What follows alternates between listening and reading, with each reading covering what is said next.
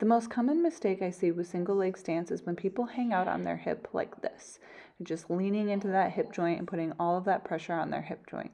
What we really want to be thinking about is lifting that opposite hip up in the air and really activating those glutes on the stance leg.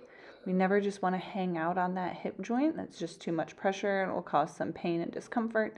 We really want to use that glute, that side glute on the stance leg to lift the opposite leg up and the opposite hip up to really have a nice stable stance. The other thing I want to point out is to make sure that you're gripping the ground with your toes and your foot is activated and you're not just hanging out on your ankle joint either.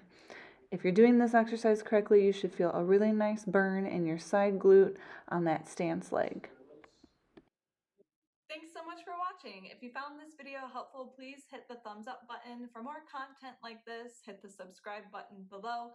For more questions about donability or to subscribe to my weekly newsletter, visit www.donability.com. For similar content, you can find me on Instagram at sarahdoan.strengthcoach. Thanks so much again, and I'll see you next time.